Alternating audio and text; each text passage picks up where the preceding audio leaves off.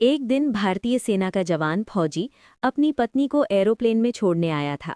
फौजी अपनी पत्नी को एरोप्लेन में बैठाकर बाहर आ जाता है। तभी एरोप्लेन रनवे पर दौड़ने लगता है। उसी समय फौजी को एरोप्लेन के अंदर कुछ शक होता है। फौजी पायलट को इशारा करता है, लेकिन पायलट को फौजी दिखाई नहीं देता और वो एरोप्लेन को हवा में उड़ा देता है। तभी फौजी दौड़कर जाता है और पीछे से एरोप्लेन को पकड़ लेता है। कुछ ही देर में एरोप्लेन बादलों के बीच पहुंच जाता है। उधर फौजी अपनी पूरी ताकत से एरोप्लेन के पहियों को पकड़कर लटका रहता है। फिर फौजी धीरे धीरे एरोप्लेन के ऊपर चढ़ जाता है और जोर जोर से आवाज लगाने लगता है। तभी पायलट फौजी को देख लेता है और एरोप्लेन का दरवाज़ा खोल देता है। फौजी एरोप्लेन के अंदर घुस जाता है और सभी यात्रियों की चेकिंग करने लगता है, लेकिन उसे कुछ भी संदिग्ध नहीं मिलता। तभी फौजी की पत्नी उसके पास आती है। फौजी को अपनी पत्नी के बैग पर शक होता है।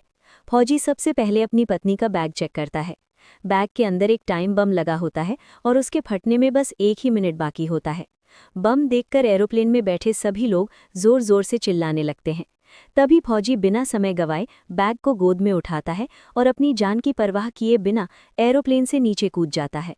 हवा में ही फौजी बम वाले बैग को अपने से अलग कर देता है। तभी आसमान में जोरदार धमाका होता है। फौजी घायल अवस्था में नदी में गिर जाता है। कुछ देर बाद फौजी घायल हालत में नदी से बाहर निकलता है और एरोप्लेन को सलाम करता है। इस तरह फौजी सभी यात्रियों की जान बचा लेता है और खुद भी सुरक्षित बच जाता है। फिर भी आप लोगों ने उस जवान फौजी के लिए एक लाइक और सब्सक्राइब नहीं किया।